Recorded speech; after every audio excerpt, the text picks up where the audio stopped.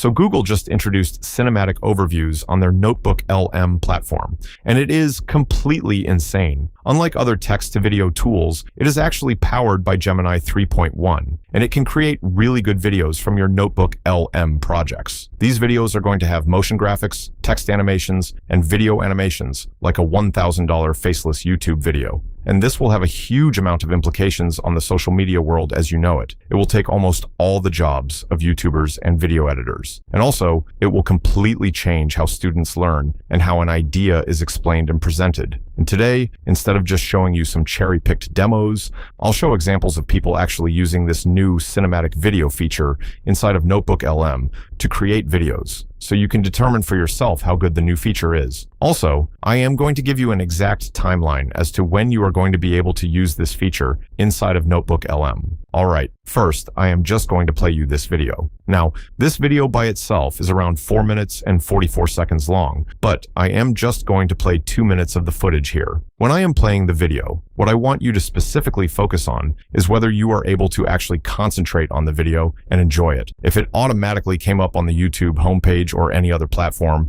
would you actually click on the video and watch it to the end? I want you to keep that in mind as you are watching the video. Now, before playing it, this video was created by Robert Scoble using NotebookLM. So let's run the video. The debate over which chatbot writes the best email is officially over. Today, the battle for artificial intelligence has migrated into 3 distinct arenas: heavy physical infrastructure, autonomous voice agents, and a fracturing consensus on government oversight. The ceiling for AI capability is no longer defined strictly by software engineering. The new bottlenecks are entirely physical, dictated by the availability of massive power grids, cooling systems, and international supply chains. Compute and electricity are the most heavily contested commodities in the global market right now. While consumer attention remains fixed on model outputs, the actual capital is flowing directly into base layer hardware. This chart shows Broadcom's year-over-year semiconductor revenue jump of 52%. Sustaining this, Broadcom projects 2027 hardware demand will exceed $100 billion, requiring a massive 10-gigawatt data center power output, equivalent to 10 nuclear power plants. Look at xAI's infrastructure, a 1.2 gigawatt power plant exclusively for their Memphis supercomputer. That is a small city's worth of electricity dedicated to a single machine learning cluster. You cannot train the next generation of models without securing a dedicated energy source first. Physical power constraints are the new hard limit on artificial intelligence. User interaction has broken past the text box. Perplexity recently launched voice mode under CEO Arav Srinivas. Instead of users typing prompts, they speak, and a voice-controlled agent autonomously browses, clicks, and executes tasks across the operating system on their behalf. This split-screen matrix compares the diverging development strategies of the major AI labs right now. On the right, OpenAI pushes expensive, highly resource-intensive models that consume massive compute.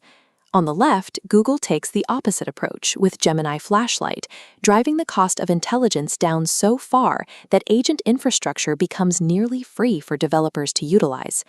Software design has reached a point where skills replace traditional onboarding.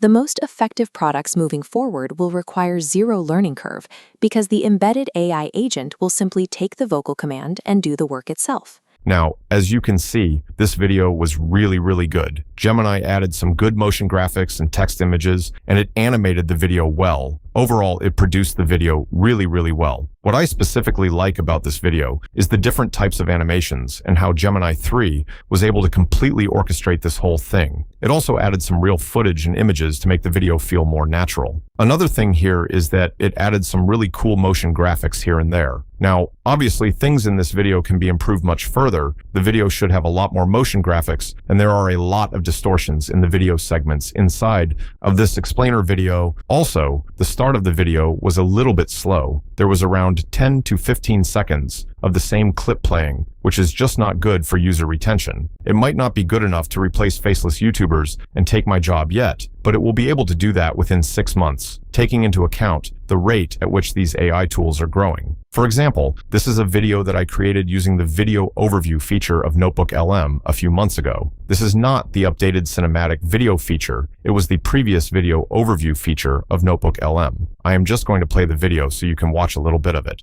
Okay, so let's talk about water. You think you know it, right? I mean, it's in your glass, it falls from the sky, no big deal. But what if I told you it's not just important for life, but it's the quiet mastermind behind life itself, the silent architect of our entire world?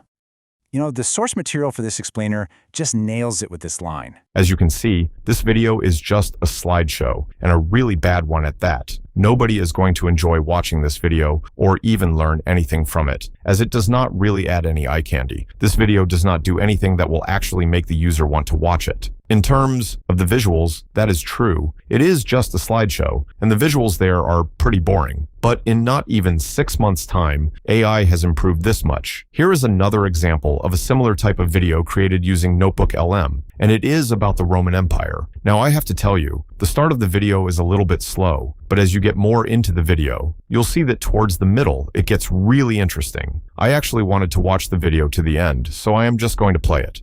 When we think of the Roman map swallowing the known world, we usually picture an all-powerful emperor in a marble palace, moving legions like chess pieces across a continent. In reality, Rome's most rapid territorial growth happened while the state was still a republic, governed by bodies of citizens who were fundamentally opposed to the idea of a king. This map shows the Roman world as it stood by 100 BC, about a century before the first emperor was born. By this point, the Republic had already secured a massive foothold across the Mediterranean, from Spain to Greece and northern Africa. This expansion was driven by a rigid system of political competition called the cursus honorum. This course of honors was the ladder every ambitious Roman aristocrat had to climb to achieve power and social standing. The system had a built-in timer. Top leaders, or consuls, only had 1 year in power. To secure their legacy and win future elections for their sons, they needed glory. The fastest way to get it was to win a war, bring back a mountain of loot and slaves, and use that wealth to buy the influence needed to keep their family at the top of the ladder. This created a pervasive aristocratic ethos. As you can see, the AI model is perfectly able to add some motion graphics, and it mostly depends on images. I would prefer that the model does not add so many images in the beginning of the video, as that does not make it interesting for anyone to watch. But it adds some really cool motion graphics near the middle of the video. Now, as you can see, this AI model is perfectly able to orchestrate all these different AI tools to create stunning videos really easily. And I have to tell you, the AI voice that the AI is using sounds very natural. Now, the interesting thing here is that the videos are already this good. Just imagine how good these videos are going to be in the next 6 months. These are going to be $10,000 documentary-style productions that you can make in minutes, which will completely put many YouTubers out of a job, including myself, I think. But it will also democratize education, so to speak, as it will enable people to understand things much quicker. People are able to learn visually much faster by watching a video than by just listening to audio or reading. Now, you can access this new feature of Google's NotebookLM if you have a Google Ultra plan, which is $250 a month. Under this plan, you will be able to generate 20 cinematic videos like this per day, which is a pretty large amount of generations that you can get per day. Depending on the release cycles of Google, I think that users of the Google Plus plan for $20 will be able to use this specific feature of NotebookLM in 2 to 3 weeks. So if you have that plan, you should expect to be able to use it in 2 to 3 weeks. And that is about it for the video. Thanks for watching, and see you in the next one.